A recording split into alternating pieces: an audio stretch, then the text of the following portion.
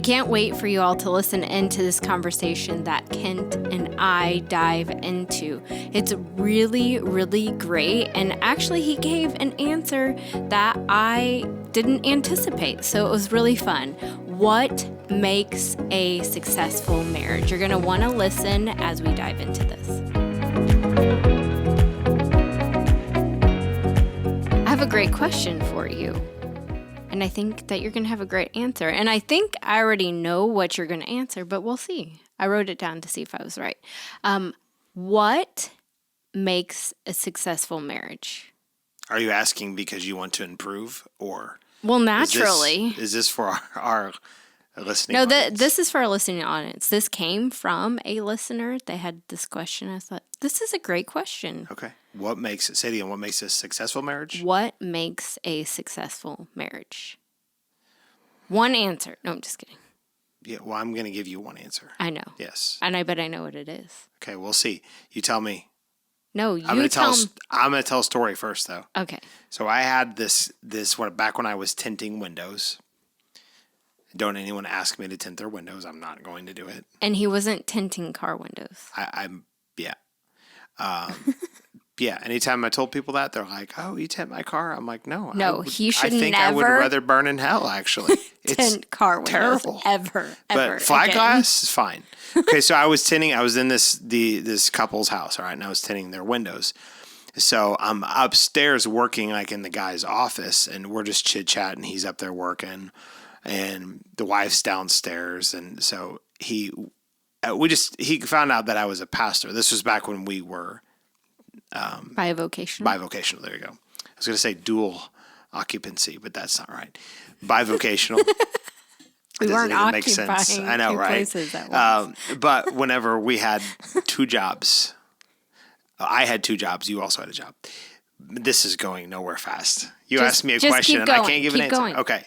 Come but on. to the story, to the point. He asked me, he said, well, so we found out as a pastor. And so then, the people, when I was on the job, they're always like, where'd you go to school? And here's my sins, And so this guy, he's like, I think what makes a good marriage is you just got to find a good gal. Oh. And I was like, I scored. Yes. What? You scored. Oh, I scored? Yeah. Yeah. But I wanted to, I did. Yeah. Amen. But I wanted to tell this guy, you're an idiot. That's what I wanted to say, but I didn't say that. I think I just kind of shrugged my shoulders at that point because I wasn't sure where to go with that. But I think that there are people that think that their marriage being good or not is dependent, and so I shouldn't have thought that you're an idiot because a lot of people think this way. That their marriage being good or not has everything to do with how that other person treats them. Mm. And that is, now, so the question was, how do you make it successful? What makes it successful? Yes, a successful marriage. And so a marriage being successful is only as good as what you're willing to make it. Now, you can't make your spouse do things right, but you can make you do things right. Yep. And so, but I told that story just for the sake of people. They often just will blame the other person. Oh, it's not good because my spouse this, my husband talks down to me, my wife doesn't cook well, or whatever. They come up with all this stuff.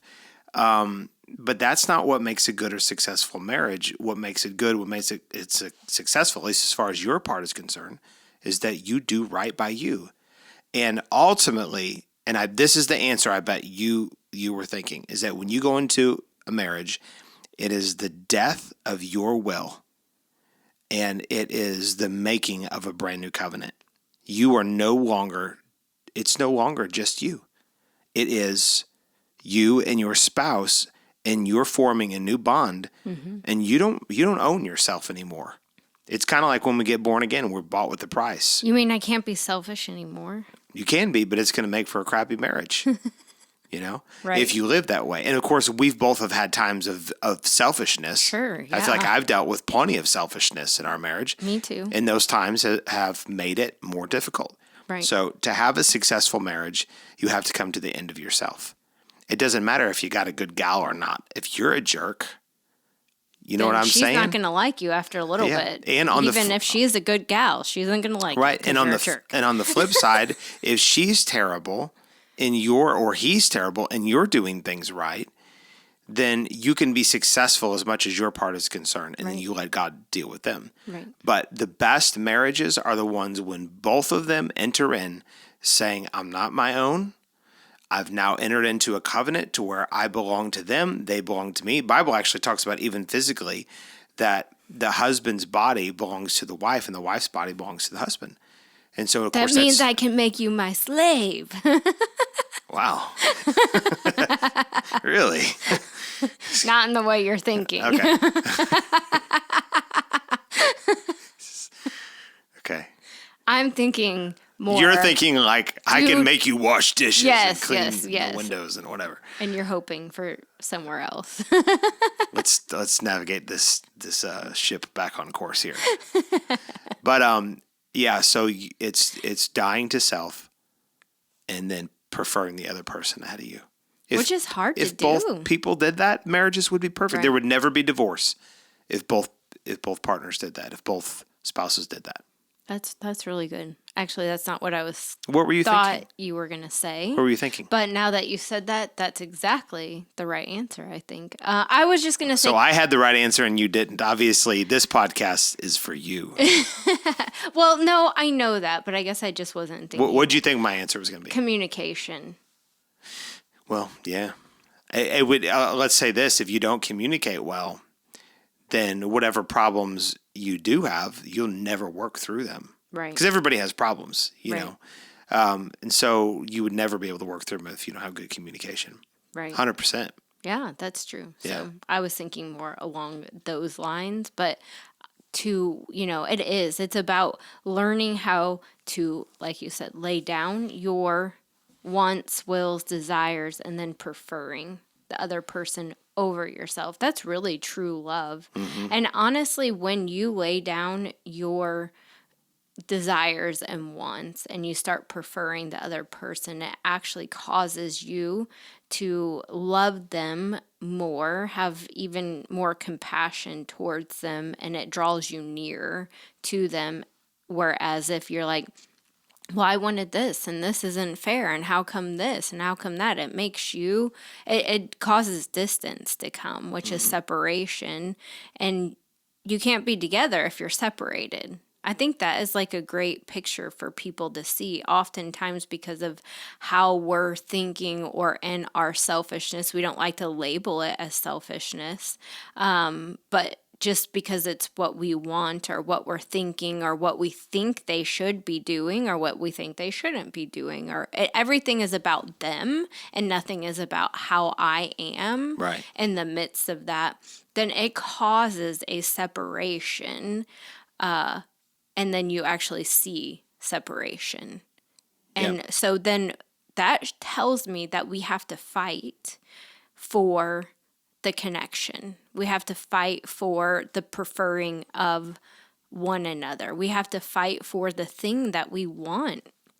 We usually enter into a covenant, into a marriage, because we love the person and we like them. And, the closer you get, the more you're able to see like flaws and stuff. The truth is that I'm gonna back that up just a second here and say this. I think that is true, that we enter into a covenant because we do love that person, we do like them, all of that. But I think that is the lesser than why people, generally speaking, really enter into a marriage. I think they enter into a marriage mostly for selfish reasons. And men and women... That's a good typically. point. Yeah. Now, if you think about our covenant relationship with the Lord, to be honest with you, most people got born again because they wanted to escape hell. Right. And that's a pretty good reason to get born again. Right. But it's selfish. But it is really focused on what I'm going to get out of it. And as you grow in the relationship with the Lord, as we grow in that, we learn to bless Him. We learn to give to Him. We learn to make things about Him. But when we first come to the Lord, we're just like babes. It's all about, whining and crying and not getting our needs met and whatever. And as you grow older, we learn like, Lord, I'm here to bless you. and it becomes a mutual relationship. I think that marriage oftentimes looks very similar to that, to where people get married and they come into it. And I mean, I even told you, I was like, the reason I wanted to get married was because I had, I had and have biblical convictions and morals that, we weren't going to have sex outside of marriage. Now, we certainly didn't do everything right, did plenty of things wrong before then, but I needed to alleviate my guilty conscience. We could get married so we could have legal sex. I mean, I've told you that before. You have. That's true. And I'm not saying I didn't love you and didn't care for you, but I didn't know how to love and care for you right. I was thinking, we can do this for real, legally. Yeah, that's where my mind was at. And for you, I think you were probably less selfish, but it was like the dream wedding and all this kind of stuff. But then reality hit, and it's like, we better figure out how to really prefer the other person if we want this to be good. And the older we've gotten and the closer we've drawn to the Lord, which really that's the ultimate answer probably of how do you have a successful marriage. Just have a great relationship with the Lord, and you'll treat your spouse great because it'll wear off on your spouse. But the older we've gotten and matured, the more we've learned to prefer each other. And we've had seasons probably where one of us has grown in that more than the other, but we've kept that focus. Yeah, and I think that we still to this day, I'm saying for me, I can't speak for you, still have to say, am I preferring you in this moment?